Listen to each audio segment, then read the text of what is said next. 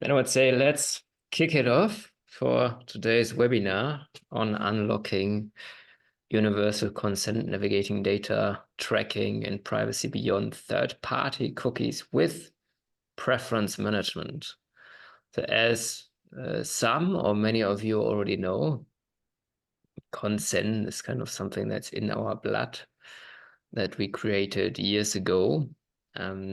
Basically, we started in 2012, and since then, consent is something that really is around us. 2018, we had the GDPR, 2020, CCPA, then we had POPIA, LGPD. So around the world, all major markets, data protection regulations were coming into place. But obviously, that does not always end with consent, or let's rephrase it. It's actually another way of consent that we could have a look at. And this is something that we would like to detangle today a little bit further. But before we are going into detail here, and we would like to show you a couple of numbers on our company, kind of the part that we have to do because it gets way more interesting.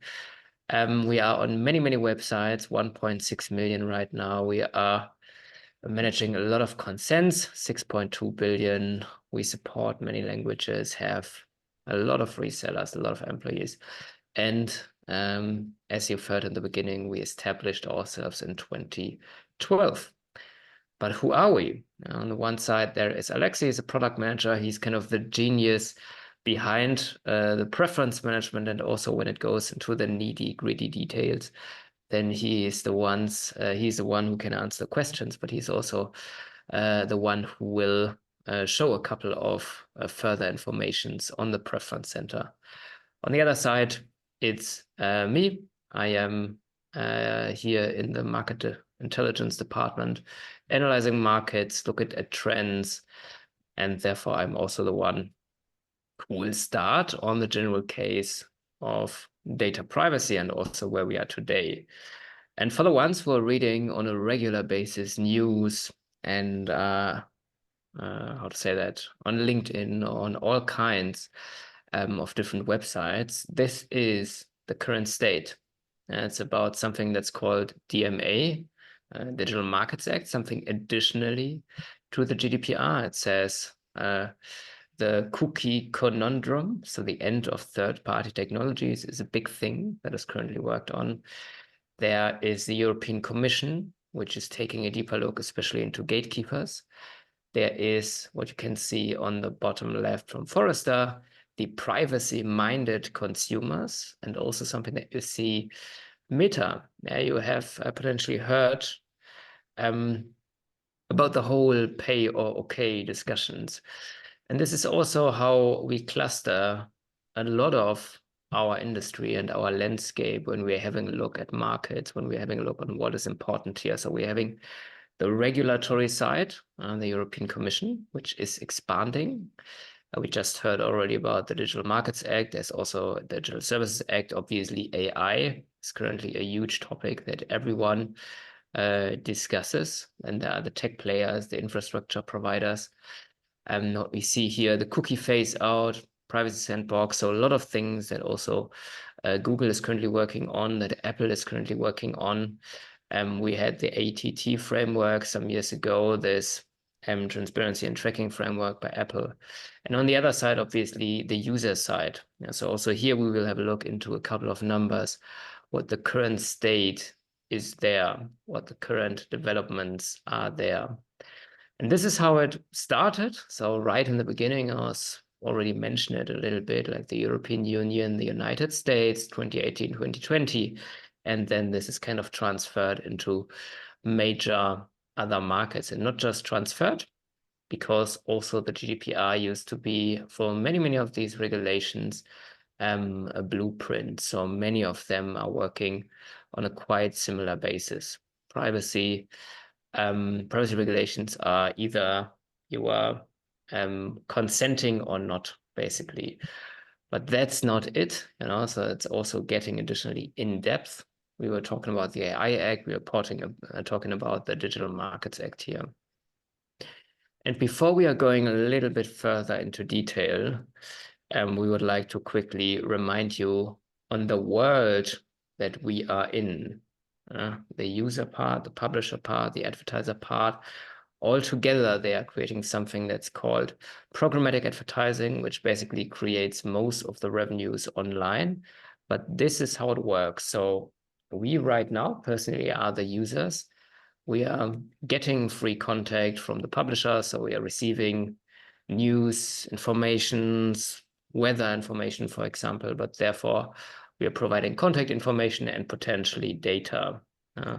On the other side, we as the user are on advertisers' websites, on Nike, on Zalando, Adidas, etc., Daimler, Mercedes-Benz, for example. So we are on all of these websites, and what happens, obviously, is that the publisher are providing the contact and information about the end users to the advertisers, and the advertisers are providing some ad revenue to the publishers and say, hey, listen, could you please use the spaces that you have on your websites to show relevant content, relevant ads to your users, so that the users, again, are purchasing, are buying things from the advertisers. So far, so good.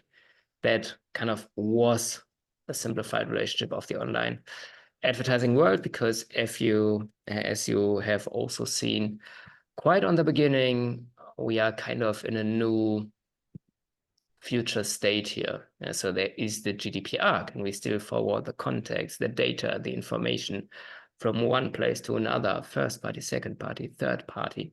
What could we do about it? And not just that, what we've seen, especially in the last months, there's additionally DMA.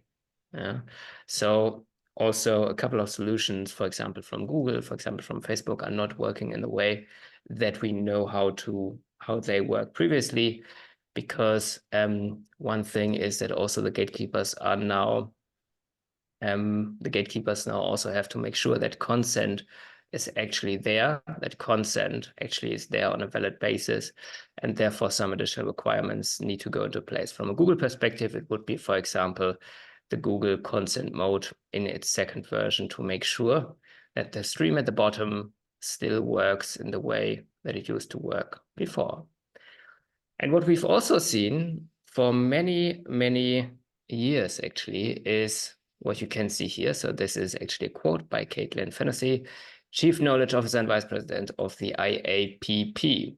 And she said, data protection laws around the world are complex and difficult to follow. So we can obviously second that. And as a result, and that's the important part, companies watch the courts and regulators closely to gauge expectations and risks. Okay, companies are watching the courts and regulators to assess their own expectations and risks of data protection regulations.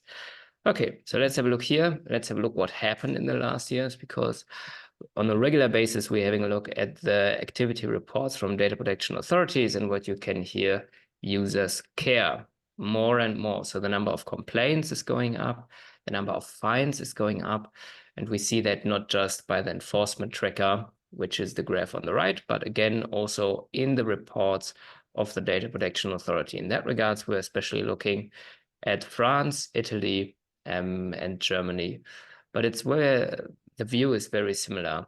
So not necessarily based on a couple of countries. So we've seen that also on additional levels here. What can you do from a company perspective? So basically, we divided, or we framed this into two buckets. One is the user centricity, the other one is the data centricity. And the user centricity goes into the direction to say companies are directly impacting end users. You are talking to end users, you show visibility to end users, you are communicating to your end users. This is one part, and the other part is the data centricity, where you are indirectly impacting users. This would be you anonymize data, and you use something that's called privacy enhancing computation techniques. So kind of the little bit more rocket science, I would say. But we are focusing today more on the user centricity. What can you do to create trust, to recreate trust, to show that you care about end users, to even provide more and more benefits to end users, because it's one of the two things that you can do in this new privacy related world. One of the first questions, obviously, do users care? According to KPMG, Adobe, Cisco, Salesforce, and the UK Data and Marketing Association, yes, users do care. They care so much that they would delete an app, they would stop supporting companies, stop buying things, etc., etc. But it's not just these companies who are providing research regarding that users actually want to have privacy. There's also a very interesting additional report here that was provided by Google. Privacy by Design, the benefits of putting people in control. And in this report, there are 4 major points that are interesting. 1, the negative impact of a poor privacy experience was almost as severe as that of a data breach. Negative privacy experience as bad as a data breach. This is actually pretty tough, because I would say that most of us can relate to that. Most of us potentially has feared of a data breach, or have, how to say that, or have, most of us were feeling the consequences of a data breach. And the second point is, or maybe one last thing to the first point is, if not, there are a couple of tools where you can actually check if you were suffering under data breach. You can just put in your mail address there, and then you see if your passwords are compromised, etc. To the second point, providing a positive privacy experience increased share of brand preference by 43%. That is actually a big one, because think about it, many companies potentially in the e-commerce area are providing similar products, similar solutions. Yeah, one t-shirt from a label I could potentially buy at one company, but I could also buy that at another company. And according to the paper of Google, where they asked 10,000 people in that regards, they said, well, if we see and feel a positive privacy experience in that company, we are more likely to buy with that company by 43%. And the third point, the third big point that Google found out here, for brands with good privacy practices already in place, the addition of a monetary incentive for sharing data may not always have a positive impact. We tested that on our own, bundling privacy with a monetary incentive. People will become skeptic. People will become, they can lose trust regarding to that. Interesting. So my data there's a value behind my data, for example. And in that regards, and this obviously might have also an impact on you doing business with end users if you bundle that. But we'll show an example here, a paper that we created some years ago on the next slide. Fourth point, also very important, there are clear actions advertisers can take to increase customers' feelings of control, and combining these actions can have a cumulative positive impact. All right. For advertisers, customers' feelings of control, increase that, make it better, create this feeling of control. We'll also show a couple of examples on how this is possible, and also Alexia will show a couple of tricks how this works out a little bit better. But before we are going here into detail, that was actually the big point. Yeah, monetary incentives. Could we bundle it with privacy? And we were doing some research with the Ludwig Maximilian University of Munich some years ago. And we were actually asking end users inside of the cookie banner, how much money do you want to have for clicking the accept button? And as you can see in here, it is basically, this is €5. Yeah, so with €5, you can get up to 36%. With €10, which is here, you get like around 2/3, and the rest wants more money.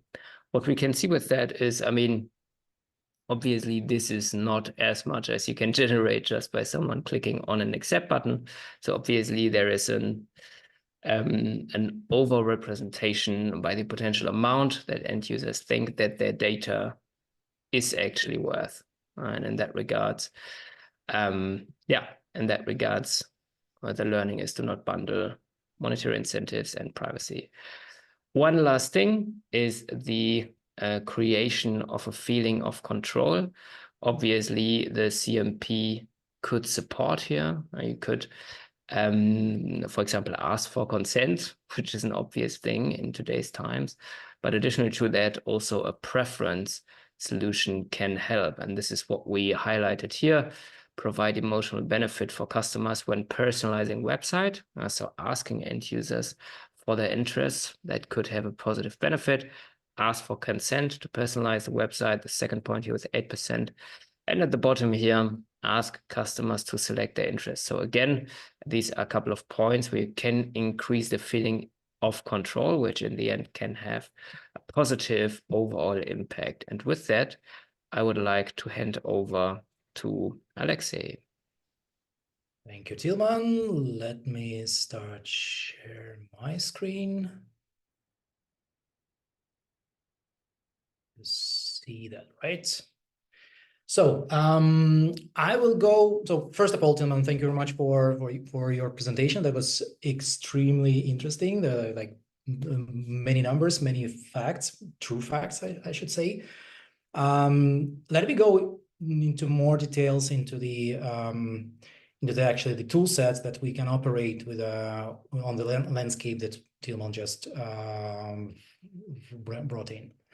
So when it comes to the marketing, when it comes to the whole history of the marketing in internet and online, for a long time, third-party data, the data that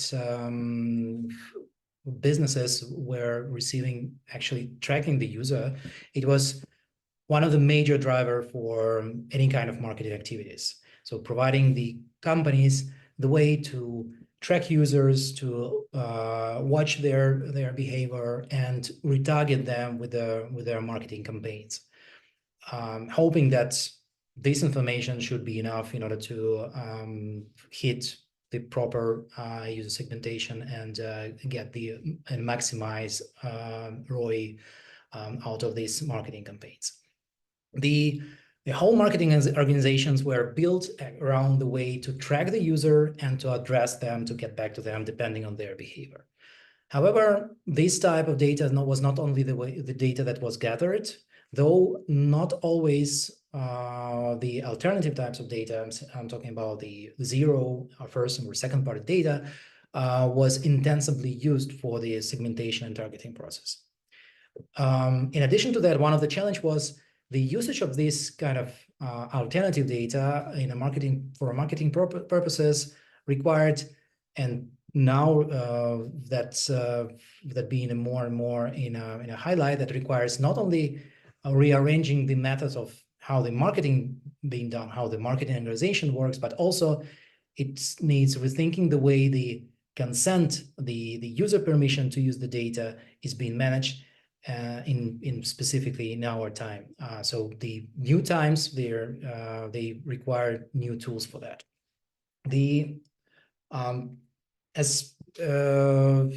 To probably to follow up the part that Tilman just presented, recently we witnessed the huge shift of focus how the data being treated. With introduction of DMA, with introduction of new privacy legislation, there is a certain focus that also considering the recent talks about the cookies deprecation and the quite specific plans to do that, many businesses comes with a question of focusing more on zero and first-party data. So why it is important to do now?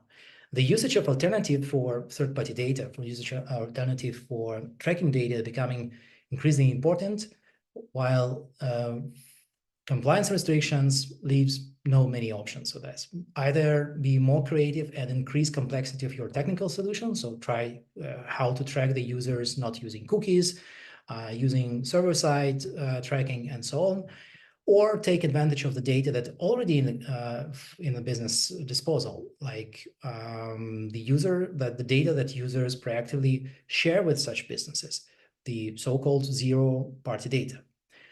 And as the cost of retargeting and acquiring new users will increase, essentially, it's important for the companies to increase also the lifetime value of their existing users by creating more targeted and personalized marketing. So we need more functional, more effective marketing in order to at least keep the same level of business success as we had it previously. Furthermore, for the same reasons, there would be a need of adopting new technologies like, for example, Google Customer Match as a great tool for and enhanced conversions to retarget the user to use the this zero-party data to support marketing campaigns. So how the preference manager or how the overall preference management comes into the play. Usually preference management platforms were considered as a more extension to the marketing tool to help customers to capture the additional data like interests, like communication preferences, or additional data that potentially can extend the existing data that already resides in the CRM systems. This still remains important, as Tilman mentioned about the Google studies about the providing the more personalized experience to the end user, though it's not the only angle that we invite you today to look at the preference manager. User-centric preference manager is a tool that enhances the user-centric offering with a coverage of not just preference, but also permission management of the captured zero-party data. Therefore, it naturally expands the scope of the privacy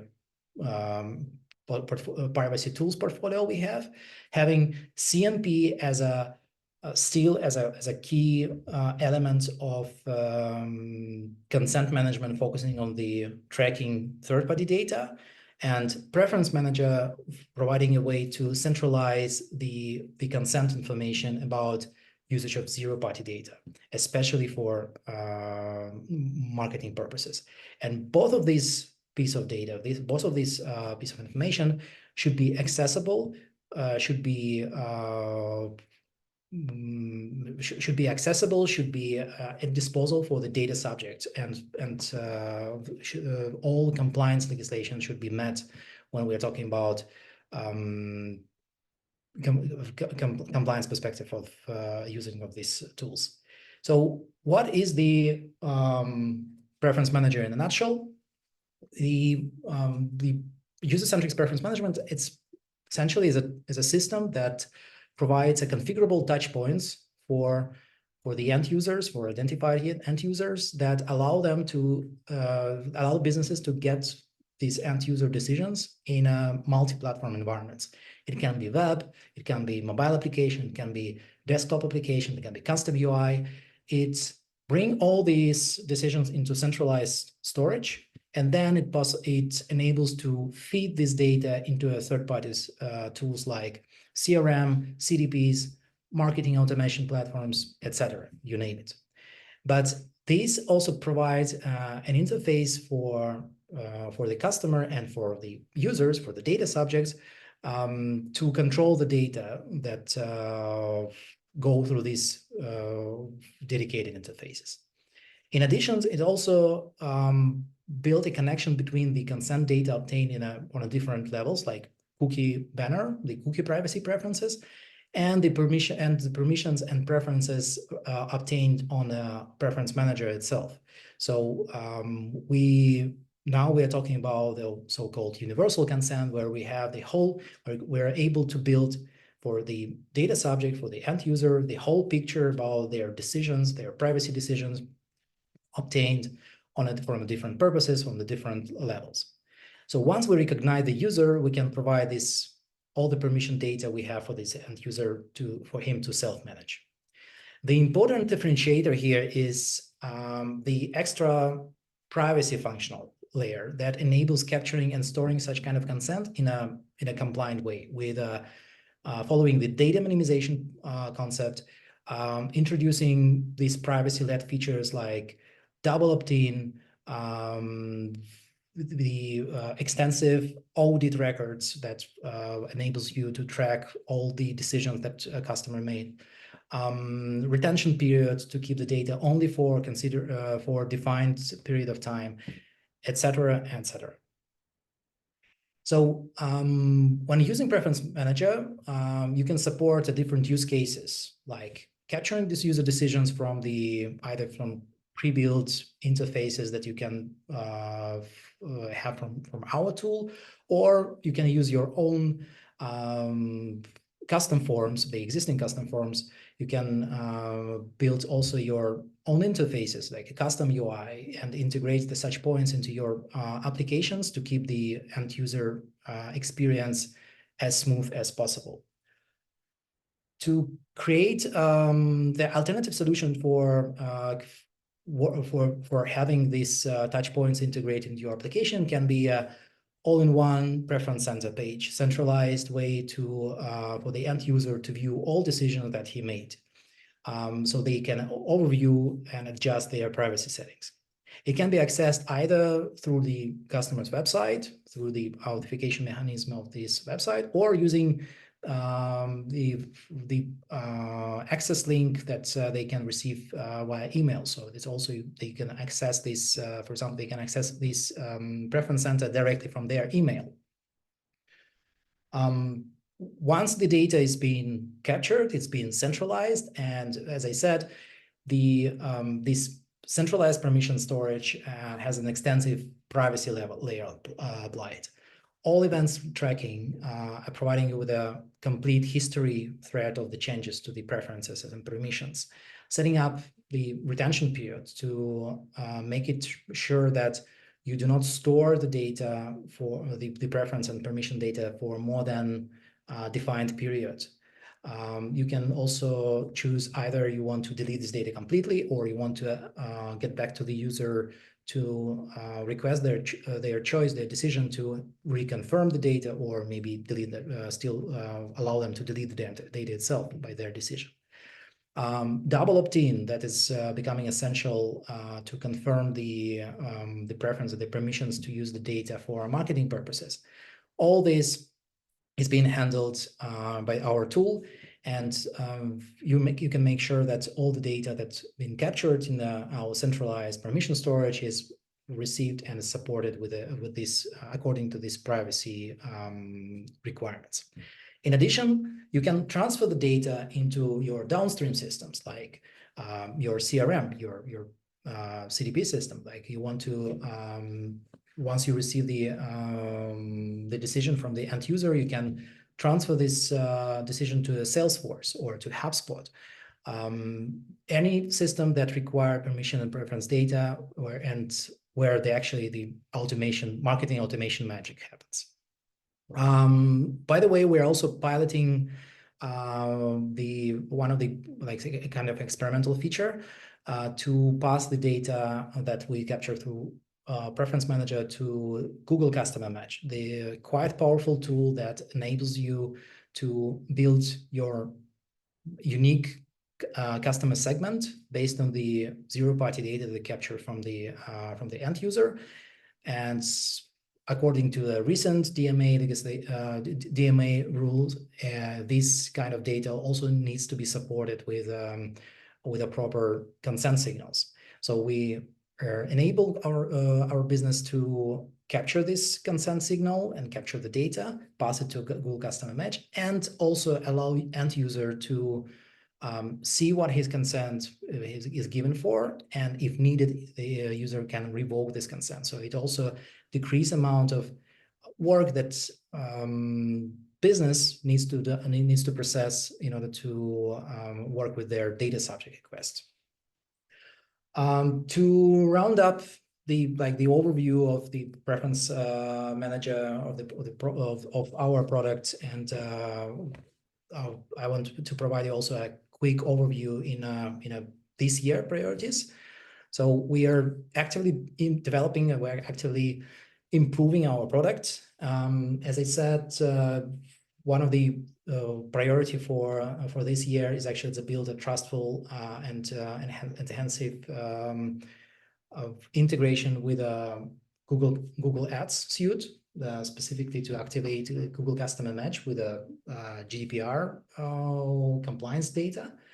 We also work with an extension of this of our connectivity capabilities, so to be able to integrate and pass the data into Salesforce, into Microsoft Dynamics, so any kind of system. Currently, we offer also integration or custom integration through such no-code systems like Zapier. So you can, having the information within Zapier, you can also activate any kind of system that Zapier has a connection to. We are also discovering and assessing additional features to support the more compliance in a different locations in different countries. And of course, one of the biggest focus for us is enhancing the simplicity of the implementation of the tool and providing the best experience in order to operate with our tools, with our system. So that's actually rounds up probably my part. I think the next thing we still have a time for some Q&A, if there are any. I see that. So the first question I see there, either is a CDP Bloomreach also available in the Data Connector library? Not at the moment. We have a set of connection of data connectors to be implemented for our roadmap. Though we expect that, or based on actually on our experience, since we already have this integration infrastructure, then it really takes a not significant amount of time in order to build a new one. So once we see the request, the demand from our customer base for a new connector, we prioritize it in our backlogs, and then it's up to within, let's say, a couple of months, I would say, we can deliver such a connector to our customers. It really makes it limits the implementation of this in order to what the logic needs to be implemented there, what the use cases our customers looking for. So we don't have it at the moment, but we have everything that required in order to build such connection. Which user data are stored in the preference data? Are the personal data like IP or browser language? No. We, as I said, as I mentioned, we were following the data minimization concept in order to when we're building this solution. So we had what data we actually capture about the user. It's namely only unique user identifier, that it's up to customer to select which user identifier he wants to link all the preferences and selections within our system. It can be email, and in most cases, this actually is email. It can be phone number. It can be an internal user ID, user identifier that's customer business already using within their IT infrastructure. So we do not bring another user identity into the overall IT landscape. So this is the only data that we keep. We keep it in a hashed format. So no one who has an access to our system will, or maintain, anyone from our team who has access to our infrastructure has actually an access to the data in an open format. So it's hashed, it's minimum. And in this case, we believe that we protect our customers, we protect their business in terms of the potential data breaches, and we keep it as compliant as possible. Any other questions? As you see, I did a small hack here, and I added a QR code that actually leads to our Usercentrics website directly to the contact our sales form. So nothing, no scam under this QR code. If you have any questions, if you want to have a more personal demo of the tool specifically, we are free to set up such a call. As Tilman presented me, I am product manager for this product. That's my baby. And I will be happy to discuss any use cases, and answer any questions that you might have as a follow-up, probably for this webinar, when you have a chance. So let's round it up. Oh, can I please explain again the goal of the preference data? So the preference data, as from the perspective of user decision, it can solve two main reasons. And the first use case that actually frankly speaking, we were started when we developed this product. It was a positioning specifically on the user preference as their interest. So to help our customers to extend the user data that they have about the user with additional data about the preference, about the interest, that might help to provide a more personalized experience, to might help to segment the user base in a more specific way. Part of the data, or the other aspect of these decisions can be treated as a consent, because that's also the consent. It's our tool supports all the requirements that relates to the user decisions as a consent. So it's informed, it's traceable, it's revocable, it's transparent. So we also offer to use a preference manager product as an extended consent solution. So in this case, we have two main use cases and two main views for the preference data. So first is additional complementary data about your user base. What is the favorite colors for the user? What type of skin they have? How often they want to receive the marketing communication? What communication channel they prefer? Do they want to? Are they interested in certain brands and so on? So this kind of preference data. And the other kind of aspect is actually the consent. I agree to be contacted for marketing purposes. Yes, you can use my data to share with your legal entities. Yes, you can share my data with your partner company in order to provide me with some complementary products, like in a case of, let's say, auto dealer can share the data with a bank or with an insurance company in order to provide some options for insurance or maybe a loan. So all these data exchange, they require a user decision and require user permission for that. So that's where the preference manager can be used, where our user-centric preference manager tool can support. Thank you.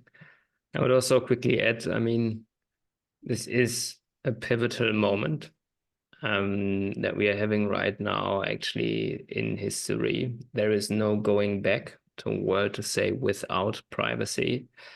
And in that regards, answering the question of the goal of the preference data, I mean, this is something that you somehow will need in the future in order to get a better personalized experience, in order, exactly as Alexey said, to get better behavioral data, better consumers data. And I think also we've seen additionally that we need something like this for our own marketing stake, regarding to all of the data about the market in the first section of this webinar. Okay, so far so good. Let's wrap it up here. I think that was the last question that we were seeing. And thank you so much for participation. Thank you so much also, Alexey, for the last part. and all the insights regarding the preference management. And then, yeah, have a nice rest of the week and then a very nice weekend. Thank you so much. Thank you. Thank you. Cheers. Bye bye.